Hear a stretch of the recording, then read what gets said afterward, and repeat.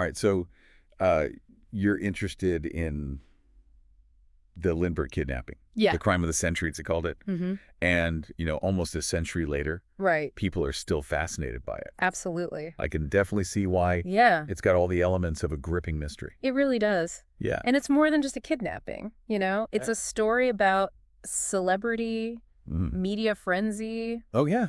and how even seemingly airtight cases can have cracks Oh, totally. when you look closely. Okay, so first things first. Okay. For those who might not remember all the details, let's set the stage. Right. 1932, Okay. Charles Lindbergh Jr., Mm-hmm. the son of, Charles Lindbergh. Right. Charles Lindbergh Sr., Yeah, the famous aviator. exactly. His solo transatlantic flight in 1927 Wow. made him a global hero, I can imagine. a household name. Yeah, Imagine this was before commercial air travel was even a thing. exactly. Yeah. So you can imagine the shockwaves when his baby was kidnapped Yeah. March 1st, 1932, from their mansion in New Jersey.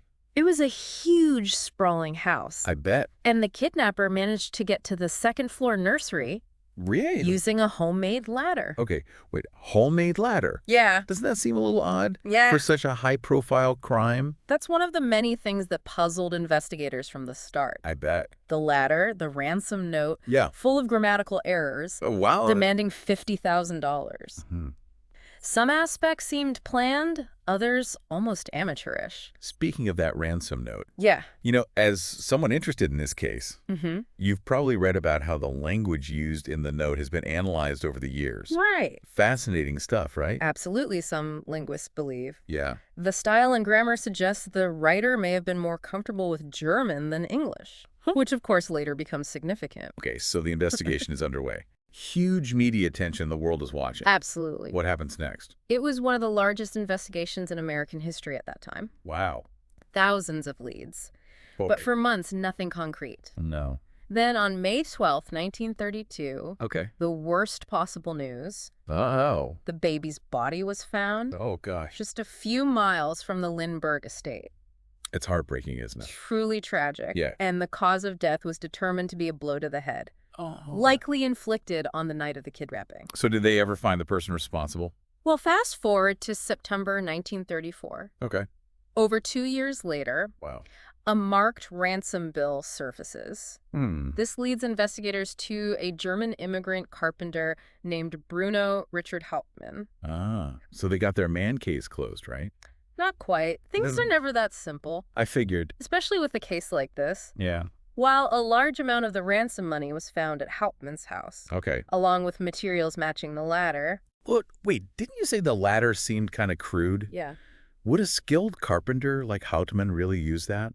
That's a good question. Yeah. And it's just one of many that have been raised over the years. I bet. See, the prosecution also presented handwriting analysis, linking Hauptmann to the ransom notes. Okay. But back then, Yeah. forensic science wasn't what it is today. So you're saying the evidence they considered rock solid might not hold up under modern scrutiny? Exactly. And while Hauptmann was convicted and executed in 1936, Wow. there have always been those who doubt his guilt.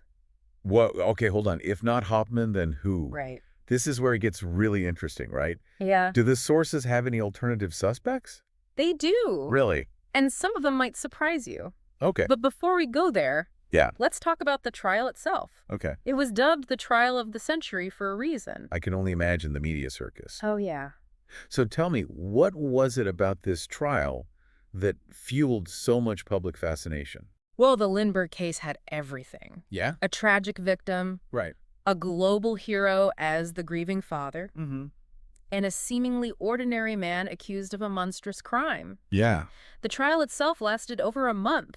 Wow. With testimony from dozens of witnesses. Really? It was a spectacle. I can only imagine. Broadcast live on the radio. Oh, wow. Newspapers printing daily updates. So people were really following along every twist and turn. Absolutely. I guess it's kind of like our true crime podcast today. Right. It's a different medium. Exactly. It was the true crime sensation of its time. Yeah. But beyond the drama, Mm-hmm. there were genuine questions about the evidence. I bet. And remember, Hauptmann maintained his innocence throughout. He did. He claimed the ransom money actually belonged to a friend, Oh, really? Isidore Fish, Who? who died and left it with him. Fish. That name rings a bell. Yeah. Wasn't he a suspect too? He was. Really? And this is where the modern investigations get particularly interesting. See, Fish fled to Germany shortly before Hauptmann's arrest Huh. and died there, Oh, wow. making it difficult to verify Hauptmann's claims. Okay, so some people think Fish might have been the mastermind, Right. and Hauptmann was either an accomplice or totally framed. Right. It's a theory that's gained some traction in recent years, Interesting. but there's more. Okay. The forensic evidence, which seemed so damning at the time, has been re-examined using modern techniques. So this is where we get into the nitty-gritty of how forensic science has advanced. Exactly. What did they find? We'll take the latter, for instance. Yeah, Remember, the prosecution presented wood samples from Hauptmann's attic, I do. claiming they matched the ladder used in the kidnapping. Right, that was a key part of their case. Mm-hmm. But you're saying it might not be as straightforward as it seemed. Exactly. The tools they used back then for wood analysis were pretty rudimentary. Oh, really? Nowadays, we have techniques like wood density analysis and microscopic examination that can provide much more precise comparisons. So are you saying that the wood might not have come from Hauptmann's house after all? It's definitely a possibility. That seems like a pretty big deal. It is. Yeah? And it highlights a crucial point, What's that? which is that what was considered conclusive evidence back in the 1930s might not meet today's standards. That's a sobering thought, especially considering someone was convicted and executed based on that evidence. It is, and there are other inconsistencies, too. Like what? For example, several witnesses described the kidnapper as being significantly taller than Hauptmann. Okay, so we've got potentially faulty forensic evidence, conflicting witness statements. Yeah. This is starting to feel like a true crime podcast where they unravel the case and you start to doubt everything you thought you knew. I know what you mean. Yeah. And remember that linguistic analysis of the ransom note we talked about earlier? The one that suggested the writer might be more comfortable with German? Right. Some experts believe this could point to Fish, especially since he was a German immigrant. But couldn't it also point to Hauptmann? Absolutely. German too, right? And that's what makes this case so fascinating. There's evidence that can be interpreted in multiple ways. Totally. It's like a puzzle with missing pieces, and then there's the question of motive. Motive, yes. Yeah. Why would anyone kidnap the Lindbergh baby? Right. I mean, obviously the ransom, but was there something more? Well, the prosecution argued that Hauptmann was struggling financially, okay. and the $50,000 was a huge sum back then. I bet. Yeah. But what if it wasn't just about the money? Right. What if there was a personal grudge against Lindbergh? Yeah. Wasn't he a bit of a controversial figure? Lindbergh had some views that were considered extreme even back then. Oh, really? For example, he was associated with the eugenics movement, Okay. which advocated for selective breeding to improve the human race. Wow. Okay. So we're talking about some seriously controversial stuff here. Yeah. And that's not something you'd typically associate with an American hero. Right. And his outspokenness on these issues made him some powerful enemies. Oh, I bet. Some people believe that the kidnapping might have been orchestrated by someone who wanted to silence him Okay. or discredit him. So we're saying there's a chance the Lindbergh baby's kidnapping was more than a simple ransom case. Right. That it was potentially motivated by something far darker and more complex. Yeah.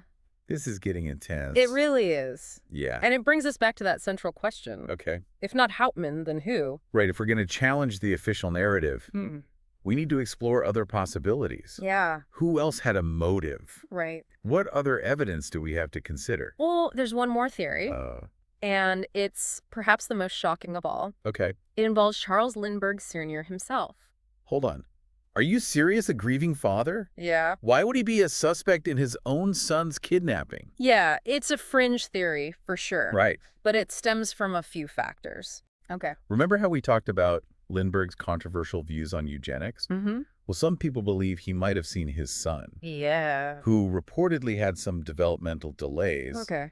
as somehow imperfect. That's a chilling thought. Are you saying he might have wanted to get rid of his own son because of these beliefs? It's important to stress that there's absolutely no direct evidence to support that, Okay. but some speculate that the kidnapping might have been staged, Staged. a way to remove the child from the public eye. So not a real kidnapping at all. That's one interpretation. Wow. Another theory suggests that Lindbergh might have made enemies Yeah. within the eugenics movement itself. Really? People who disagreed with his methods or saw him as a liability. Okay, so maybe the kidnapping was a way to discredit him?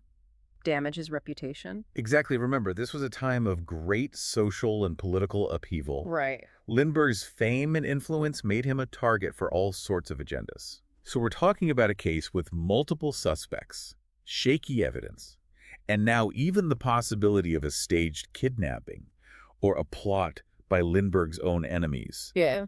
No wonder this case has captured the public imagination for so long. It's a story that has it all. It really does. A tragic victim, Nah. a famous hero, a mysterious villain, and enough twists and turns to rival any Hollywood thriller. Totally. But beyond the sensationalism, Yeah. the Lindbergh case raises some important questions about how we perceive truth and justice. Right, like how much did the media frenzy of the time influence the investigation in the trial? Exactly. And how do we reconcile the fact that someone was convicted and executed for a crime that might have never happened the way we thought it did? Exactly. The Lindbergh kidnapping is a cautionary tale about the power of public perception, I see that. the limitations of early forensic science, Yeah. the enduring allure of unsolved mysteries. It also makes you think about the human element of it all. Right. The Lindberghs thrust into this unimaginable tragedy. True. And Bruno Hauptmann, Yeah. forever linked to this crime, whether guilty or innocent.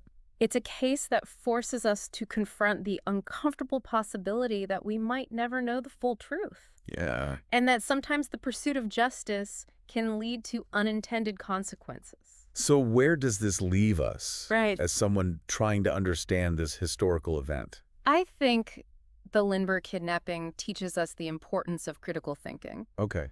to question assumptions, Right. to look beyond the headlines, Yeah. and to acknowledge that history is often more complex than it seems. It's a reminder that even the most high-profile cases, the ones we think we know so well, can still surprise us. Absolutely. And that the search for truth is an ongoing process, always open to new interpretations and discoveries. Totally. This has been a fascinating deep dive, to say the least. Yeah. I feel like I've learned so much, Yeah. but also have even more questions now. I know, right? What about you, listener? Are you starting to see why this case continues to fascinate us almost a century later? Mm-hmm. It's a reminder that some mysteries, even with all our modern technology and investigative tools, might never be fully solved, and perhaps that's part of what makes them so endlessly captivating.